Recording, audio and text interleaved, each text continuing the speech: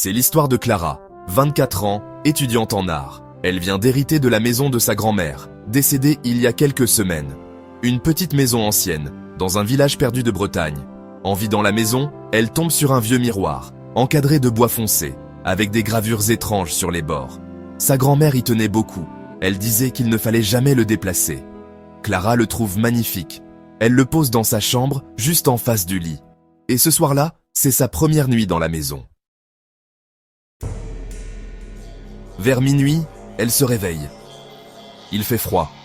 Elle a l'impression qu'il y a quelqu'un dans la pièce. Elle regarde autour d'elle, rien. Puis ses yeux se posent sur le miroir. Et elle voit quelqu'un derrière elle. Elle se retourne d'un coup. Personne. Elle fixe de nouveau le miroir. Plus rien non plus. Elle se dit qu'elle est fatiguée, qu'elle a imaginé. Elle rallume son téléphone pour se rassurer, regarde l'heure, 00h03, puis se rendort.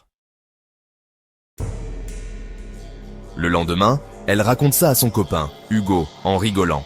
Il se moque un peu d'elle, du genre « T'as trop regardé de films d'horreur, toi !» Mais la nuit suivante, rebelote. Cette fois, elle se réveille encore plus brutalement. Il fait un froid glacial, au point que sa respiration forme de la buée. Et dans le miroir, elle se voit debout. Sauf qu'elle, elle est toujours allongée. La Clara du reflet la fixe, avec un petit sourire étrange. Elle panique, attrape une serviette et couvre le miroir. Elle ne dort pas de la nuit. Le lendemain matin, Hugo passe la voir. Elle lui raconte tout, alors il soulève la serviette en mode « Regarde, c'est juste un miroir normal. »« Clara, c'est quoi ça ?» Derrière eux, dans le miroir, une silhouette noire est debout, grande, sans visage. Clara lâche un cri, jette un vase qui se brise contre le miroir.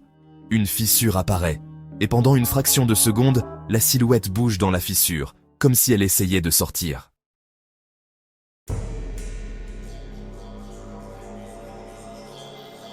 Ils quittent la maison en panique et dorment à l'hôtel.